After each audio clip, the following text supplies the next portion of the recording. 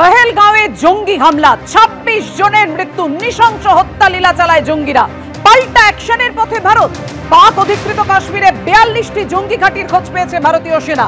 দক্ষিণ পীর পাঞ্জালের লঞ্চ প্যাডে 110 থেকে 130 জন জঙ্গি লুকিয়ে থাকার সম্ভাবনা রয়েছে। উত্তর পীর পাঞ্জালের লঞ্চ প্যাডে 30 থেকে 35 জন জঙ্গি রয়েছে বলে সন্দেহ।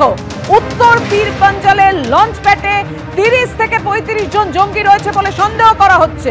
দক্ষিণ পীর পাঞ্জালে লঞ্চ প্যাডে 110 থেকে 130 জন জঙ্গি লুকিয়ে রয়েছে, এমনটাই সম্ভাবনা।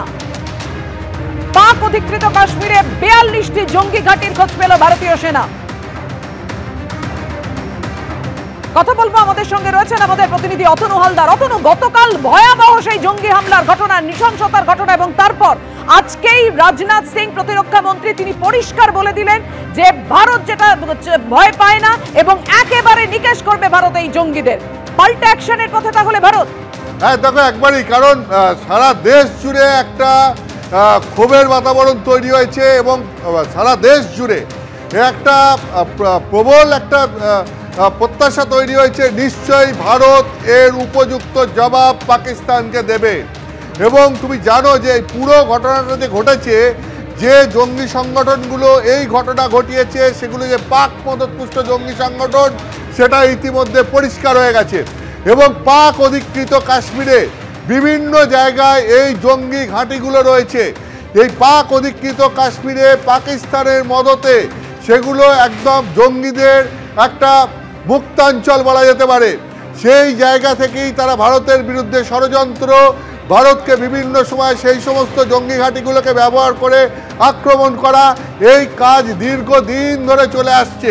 ঠিক 2016-তে তুমি জানো, যখন উড়িতে সেনা ছাউনিতে হামলা হয়, যেখানে 19 জন সেনার মৃত্যু হয়, তারপরেই হয়েছিল সেই সার্জিক্যাল স্ট্রাইক। সেই সার্জিক্যাল স্ট্রাইক কোথায় হয়েছিল?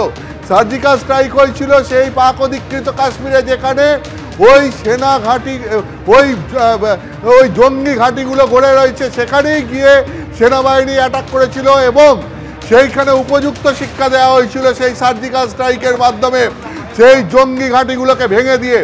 এখন ঠিক একইভাবে তুমি যদি দেখো যে 2019 সালে পুলওয়ামাতে যে অ্যাটাকের ঘটনা ঘটেছিল, যাতে 47 জন সিআরপিএফ এর মৃত্যু হয়েছিল, তারপর বালাকোট এয়ার স্ট্রাইকের ঘটনা ঘটেছিল।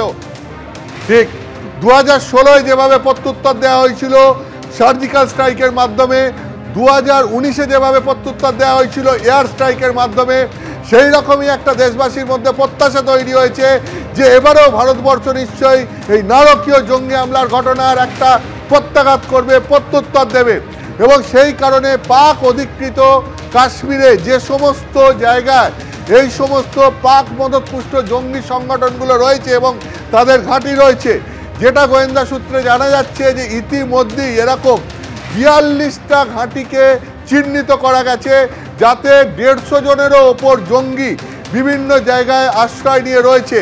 এখন যেটা এই মুহূর্তে খবর পাওয়া যাচ্ছে যে এই জঙ্গি ঘাঁটিগুলো চিহ্নিত করার কাজ শুরু হয়েছে, মোটামুটি চিহ্নিত করা গেছে এবং পাক অধিকৃত কাশ্মীরে এই আশ্রয় নিয়ে থাকা এই জঙ্গিদের মুক্তাঞ্চল থেকে বারবার কাশ্মীর বা ভারতবর্ষের প্রতি যে ষড়যন্ত্র করা এবং আক্রমণ করা, এর কিভাবে প্রত্যুত্তর দেওয়া যায় এবং কিভাবে প্রত্যাঘাত এনে সার্জিক্যাল স্ট্রাইকের মতো এই জঙ্গি ঘাঁটিগুলোকে ভেঙে দেওয়া যায়, বা বালাকোট এয়ার স্ট্রাইকের মতো কিভাবে এই জঙ্গিদের ওপর পাল্টা আক্রমণ চালানো যায়,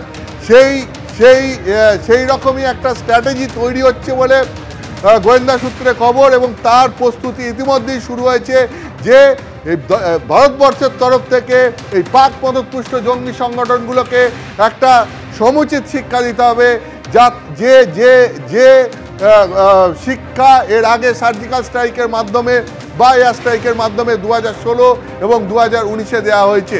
এইরকমই একটা প্রস্তুতি চলছে বলে গোয়েন্দা সূত্রে খবর।